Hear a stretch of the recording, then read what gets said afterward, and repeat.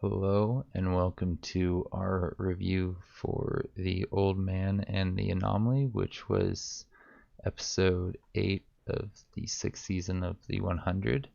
And I liked most of the episode. I thought it was pretty cool overall. Right towards the end, though, I didn't really enjoy the stuff with the temporal anomaly. I thought that was kind of weak and confusing. But that's okay. They don't have to give us all the answers. I thought it was they did give some answers about like Gabriel and that was really cool learning some more stuff about um I think they said it was Eduardo and uh Xavier and how there was a freeborn uh, Nightblood out in the woods. But um I thought the scenes after that with Russell and Riker and Riker's mom, I think it's Priya. I thought that stuff was a little bit more interesting and pretty well done and ended the episode on a much better note. What did you think? Um, yeah, I mean, I don't really find the stuff with the primes that interesting. I mean, at least they're like personal conflicts. Except for I did find the part where oh my gosh, what is her name? Jordan's girlfriend, Delilah Priya. Lila. She like instead of getting mad about how Clark was still alive or anything, she was like, "You jumped the line." Yeah, like out of I thought that was everything else. funny. Of all the things to be irritated about, that's a great one. Just so perfect for their mindset. It was so, I thought it was pretty funny. I was laughing, but Yeah. I actually hadn't thought about that, but you're right. I think that was like the bigger violation in her mind is like, how could you do that of all the things that you did? Like, that's something you don't do. That's something you don't mess with. That's like sacred, right? That's yeah, that's to me that was interesting. kind of the point where I was like, yeah, there's no Delilah in there. Like I obviously already knew that, but a Yeah. little extra like nail in the coffin, so to speak. hmm Yeah, it seemed like she thought that Jordan was saving her because it was Priya, but in his mind, he was doing it for Delilah, and I don't think that's how she took it at all. Like, she's like, oh, the nice Earthling saved me. Like, that's a nice thing for the Earthling to do out of the goodness of his heart.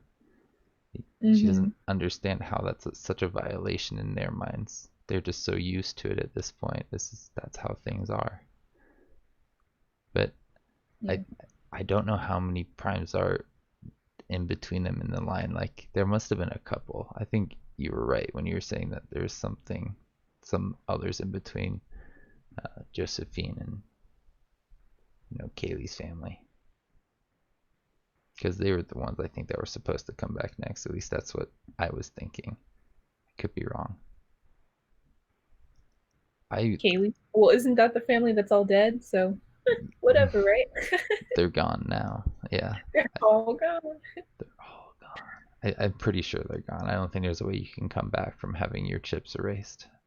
I'm pretty sure that means they're gone for good, unless there's Well, if something with anyone can this. figure it out, it's the writers of the 100. There may be something going on with the temporal anomaly, but I think the temporal anomaly is going to take them to, if there is any kind of connection, it's to the future. I've heard some theories about it being to the past, but I think if anything, there's a connection to the future because when Octavia was sick in the last episode, her hand was drawing the anomaly, Mm-hmm. and I felt like that was future her talking to her. Maybe it was just the anomaly talking to her. But in my mind, she was getting old, and it's like future her had some knowledge, and that was how it was. That like sickness was how she was able to communicate where she needed to go. Like somehow Yes, but how do you explain Dioza then? getting pulled into the temporal anomaly. She was asking for her help. Maybe in the future, Dios is No, needed. no, that's Maybe not what I it's mean. I mean, like, Dioza was also making that symbol in the notebook. So how do you explain that? Like, why was she getting that hint? Like maybe Octavia was. maybe she was exposed to it. I don't know when she started doing that in her notebook. That would be an interesting thing to actually try and figure out, like when she started writing those that stuff in her notebook. Um, but it may be that it's linked to before the show started. Maybe she's been doing it for a while. Maybe she's connected to the temporal anomaly in a way we don't really understand.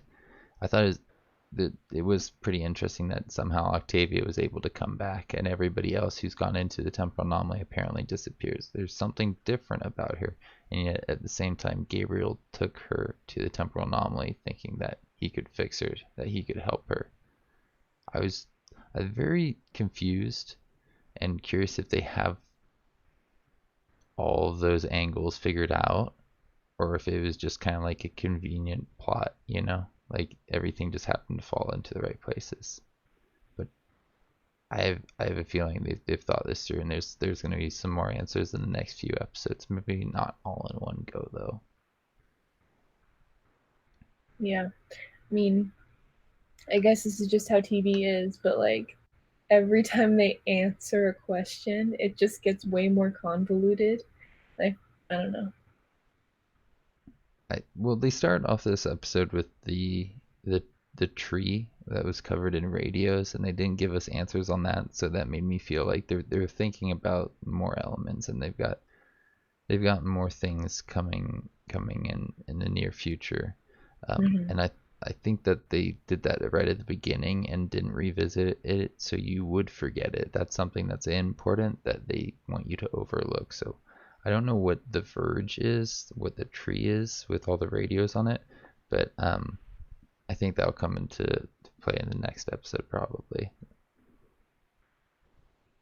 Mm-hmm. All signals are apparently picked up by the anomaly, and I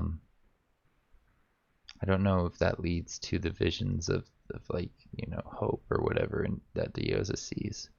And what did Octavia see? She saw Bellamy tied up in the woods, I think, Mm-hmm. with like a thing on his mouth. He's gagged. It kind of Okay. reminds me of how at the end of this episode, Clark, or not Clark, Josephine and Bellamy were out in the woods going towards the children, and Gabriel. It's kind of like she saw the future, right? I guess. I mean, we don't know that yet, but it's possible. I don't think it was the past. I guess it is possible it was the past, but I think it was like the near future. I think he had the same haircut as he does now, so it's like the near future. Yeah. I mean, I guess the anomaly could like interfere with people in different ways because it seems strange that they would both have future visions where Gabriel has past visions. He sees, yeah, Josephine. Well, he says that sometimes you see your desires and your worst fears, and it seems like to him he saw both, but Octavia saw her fear, which is Bellamy getting hurt and or in danger, and Diose saw her biggest desire, which is hope. Or actually, no, Hope needed help, so I guess that would be a fear for her, is that she's not able to be there to help Hope in the future. That she leaves Or Hope on with these people, and she can't be there to protect her, so she's just leaving her to a crummy civilization. Maybe in the future, Hope needs her. Maybe that's why Hope didn't. That's why maybe Diosa didn't come back. Hope needed her in the future, whereas Octavia, when she stepped through, something else nobody happened. needed her. Maybe she doesn't have a future. I don't know. There's more answers that we have to get um, Yeah. soon before we can really make any more theories on that. I mean, they didn't go crazy and try to kill each other. I don't really understand why Diosa wasn't allowed to bring a gun. I guess maybe Gabriel just disarmed her. He's smart, but it seemed to be a very different effect. Not nearly the same. I guess Well, I mean, whatever. if he thought they were going to see their worst fears, he may have been expecting something other than a tied up guy and a little kid, That's a right? fair point. Yeah, Diosa's fought a lot of really messed up things, a lot of messed up people. Maybe it would have been something like that, or Octavia's, you know, worst foes that we never saw. Yeah. I mean, we've seen her fight some crazy stuff. I thought the line where she said two serpents, one garden was really interesting because I was like, is that even in reference to them? Are they talking about something else entirely different? Because it seems like, a very biblical reference. There was another biblical line, something about when they were going up to the temporal anomaly being like leading to the light, something about hell leading to the light. I don't know what it was exactly, but I feel like those type of references are deliberately similar to one another, that maybe what Octavio was saying about two serpents, one garden was, you know, somehow tied to whatever Xavier was saying about the temporal anomaly. Like, she was getting that kind of, I think, that saying from the temporal anomaly. I think that was temporal anomaly speaking through her, maybe pushing them in that general direction. Okay. Maybe. That's just my current theories right now.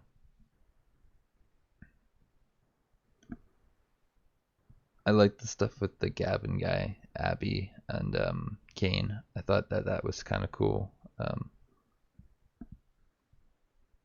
Usually, I don't like Abby, but I thought that they wrote it well enough that I enjoyed the stuff with especially the Gavin character and how he was talking to all the other people in the spaceship about, like, the glory and the grace of the primes, and they're congratulating on him on his spirit being eternal.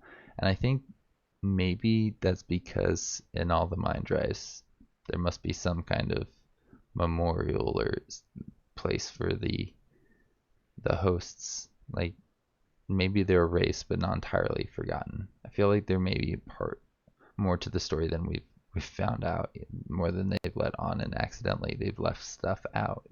It's just like, this is so normal to them that it's like, what, you didn't know they're not actually gone for, like, for real. They're kind of like hidden away.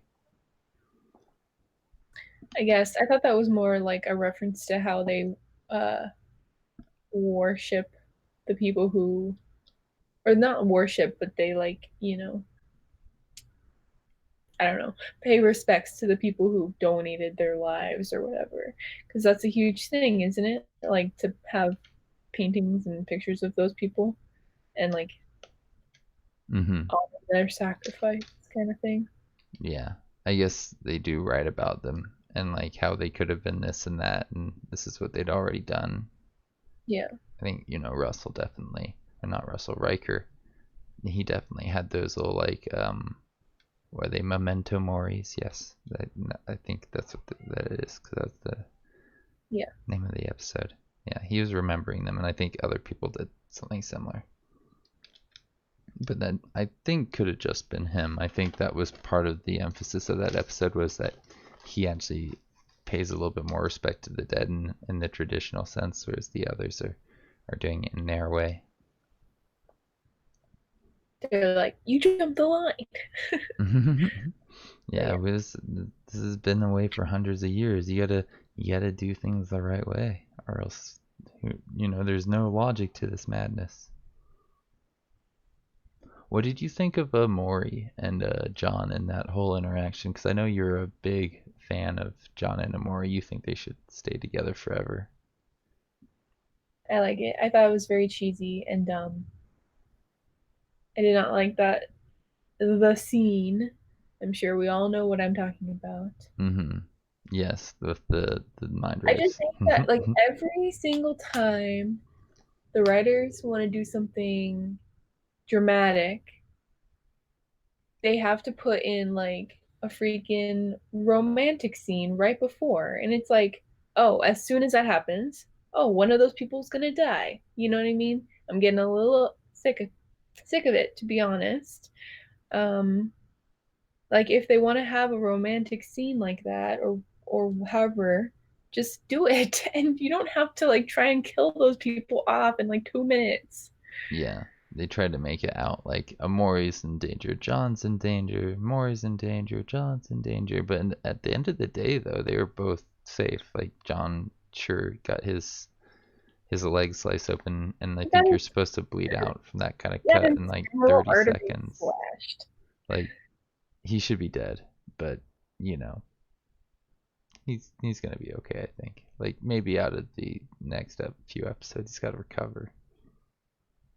But he never betrayed them. I from when I can remember, I'm pretty sure John betrayed the people from Earth, but he never betrayed. He didn't double cross the people that he joined on Planet Alpha, this moon, right? He he worked with them. He didn't try to give up their plans. That was all Amori, and yet he got his leg sliced open and is a prisoner now, and that's 100% on Amori, not on John. But I guess at least at the end of the day, it looks like Amori's forgiven him. I guess. I mean, Amori was more faithful to people that aren't even her people, first of all. Like, Murphy literally grew up with these people and has been through a lot with them, and he just turned around and betrayed them. Like, I don't know. That seems not great to me. Like, Yeah, we're supposed to believe that Amori's like changed drastically in the 5 years that she lived with them. Like she had a life of just like nobody trusting her, and then like having 5 years of living with like Monty and Harper and Raven and all those like caring people actually changed her. And I'm not saying it couldn't change her. It's just like I don't know. I could see her being more ruthless than John. John's just like, yeah, he betrayed the people he grew up with, the people that are like essentially his classmates in a very small world. But, you know, I don't know. I could see it going either way. It seems like it's all just like, yeah, what you see there is more about you than anything else. It says more a lot about you and how you think things should be. I thought it was pretty interesting that they actually showed Amori's hand because they haven't shown that in a long time, and how Josephine just outright insulted it. Like it kind of was like, well, now Amori can't be your friend. Like, but at the same time, Amori almost was willing to overlook that, right? yeah, I mean, I think she's kind of used to it. She maybe not have been expecting it, but it didn't seem like it really bothered her in any way. Mm-hmm. Although John did jump in like immediately, not giving her a chance to like react at all. That's true. I guess he didn't want her to get like really mad at Josephine, and wanted to give Josephine a chance to like try and recognize that she shouldn't do that. Although Josephine didn't apologize, she just like moved on immediately. It was like, hey Riker, come here, do this thing for me. Yeah. I know we're not supposed to like her character, but I really do not like her character. Mm-hmm. She's so annoying. She's like one of those people that thinks everybody is all up in their business, like wanting to know what's up with them, and she's just I don't know. Yeah, that's fair. People. Mm-hmm. I'm trying to see if there's anything else in my notes I wanted to talk about. Well, I guess Jordan got knifed, which is kind of like a little bit ridiculous that Maddie just like happened to just knife him like that. That seems hard to do by accident. Weird angle. Yeah, I thought the same thing. But hey, Although I hope it kind of wake up Maddie and tell her like, hey, you're playing a risky business here. hmm Although I don't think that's likely, but I don't even think that'll be in the next episode with how many little plot threads they have going on. I think we may have to wait a week before they actually get to that one. Yeah. But I'm okay with that because it's been fun. I've really enjoyed this season overall. I think this has been one of my least favorite episodes, mostly because of the temporal anomaly and that kind of stuff. But um, I'm still super excited to see where they go with the rest of the season. I remember, right at the end of the last season, there was that terrible CGI, but that didn't mean I wasn't excited for the new season. Mm-hmm.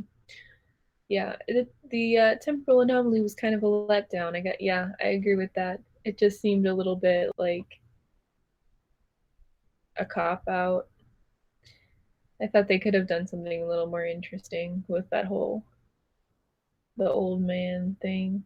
Mm-hmm. I thought the old man would have more answers. He'd be more like not really a man, but more of like a ghost or an entity that they could interact with, but it wasn't really coherent for whatever reason, just like a voice on the radios. I think that would have been a lot more interesting for me, but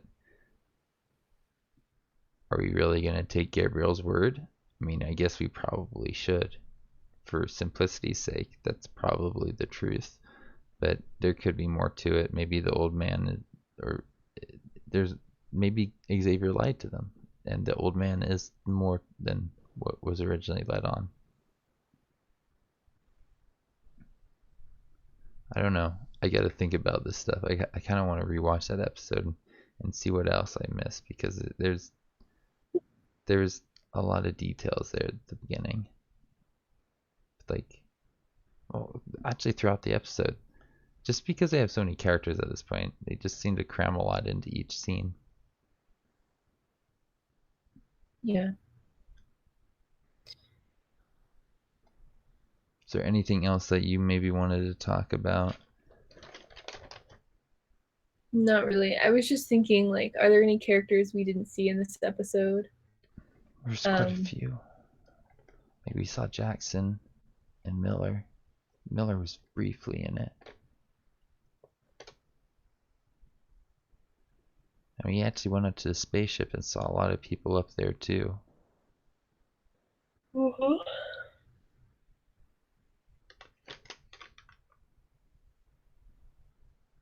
But yeah, there's loads of people still in cryo freeze. Like I believe Maddie's whole grounder army and all of the prisoners are just asleep on the spaceship. So there's got to be some that we've forgotten about that are still asleep. Indra, where's Indra? Yeah, I'm sure she'll be back soon. How could we forget Indra? Gaia wasn't in this episode, was she? No, she wasn't. Didn't. Ah, Di- um, my brain isn't failing completely. Nyla was even in this one barely. I remember her. I have her in my notes. She opposed yeah, Abby. yeah, Maybe we're gonna see more of yeah, her in the next episode. I think that'd be an interesting direction to take her character going rogue, but I doubt it. I think she's just there because they like the character and they want to have her in a couple scenes here and there. yeah. I don't know. Oh, I did like how Dioza was able to figure out that Xavier was a prime or had the the chip in the back of his head by finding the scar. I thought that was a clever way of doing it because they kind of indicated that he was something like that with the whiteness in his hair. I guess that a lot of the primes on Planet Alpha have that in their hair, so that was apparently an indication that some people were talking about that I completely missed. But Hmm. there was a lot of stuff even in that episode where um, when they picked up the photo of Josephine, he got very protective of it, and I'm pretty sure that was part of how uh, Diozo was able to put it all together. That hey, this is the old man that he's been talking so much about. Yeah. But yeah, that's everything that I have in my notes. So yeah, I think we'll wrap this one up here, and we'll see you around for the next one. Have a good one.